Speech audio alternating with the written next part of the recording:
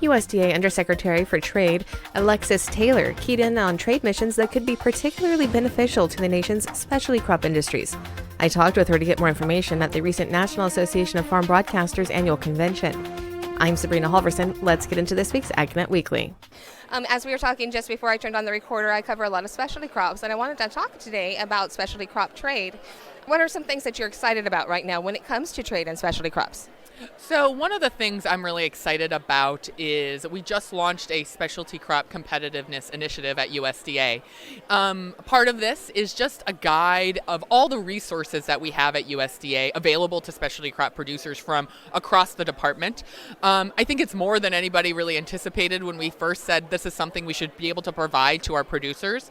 But also we are going to be doing a series of listening sessions around the country to really understand from an administrative perspective what are some of the challenges and opportunities we have as a department to really fully support and leverage the programs and services we have to offer to our specialty crop sector. As part of that, we've also announced, as well as with some market development work internationally, we're doing a $100 million to support the specialty crop sector in some of the unique challenges they have to export products around the world.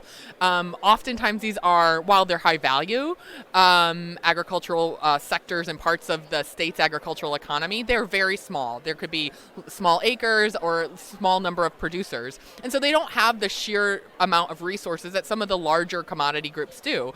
And so addressing some of those more technical barriers to trade that they experience in markets around the world is really important. And so that's why we are carving out $100 million from the Regional Agriculture Promotion Program, RAP, that we just announced to specifically support those producers in the challenges they're experiencing.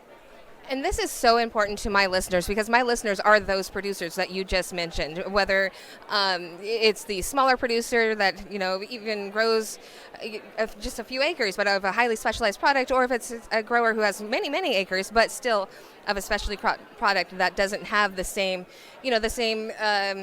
sheer numbers game as soy or wheat. So bringing these programs together and creating this for specialty crop producers, how much hard work has that been, and what all has gone into that?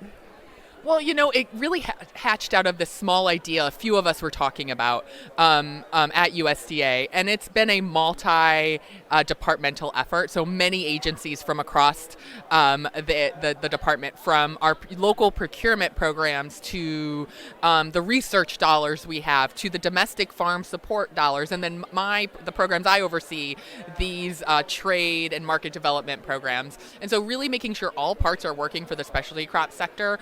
And we do want to really hear from our specialty crop producers on what more we can be doing, where are the gaps in our programs and services. This is going to be an iterative process. We're really excited about it because we know there are unique challenges. And just in what I oversee in the export market, we're really pleased to be able to target these $100 million. But the specialty crop sector also is going to be able to access the broader RAP program, and that's $1.3 billion total. And so excited that we can also continue some of that work.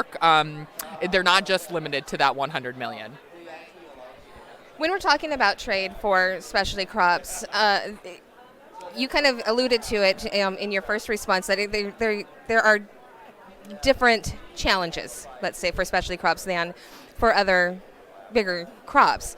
What would be we use the terminology a lot, trade barriers, but what would be some of those challenges that growers face? Well, so I think the challenges are compounded. So you have a highly perishable product, and still dealing with what we call sanitary and phytosanitary health and safety, things around pests, around diseases, making sure that ports are quick on entry, right, and the red tape is reduced so they have low barriers of entry, are certainly some of those challenges that I think they experience that are more time sensitive. Prior to this role, I lived in Oregon for 6 years and worked in the agriculture sector, so very familiar with some of the specialty crops from the Pacific Northwest. And during cherry harvest, those cherries are getting flown to Asia, right? And having streamlined processes so when they hit the ground there, they can be same day on the grocery store shelves is so important. In this role earlier this year, I was actually in Vietnam, and we finalized market access for U.S. grapefruit to be able to tap into to be able to access the Vietnam market. And so really excited. And so those are the types of things that we're working on these technical processes, and really need to partner with industry. And we want to bring resources to our specialty crop industry to be able to tackle some of those challenges, because we have a real small window of time often with our specialty crops actually getting in the door once they hit that market. There are some exciting things that will be coming up. Can you tell me about that, please? Absolutely. So one of the things that we offer as a service to our agricultural sector is trade missions.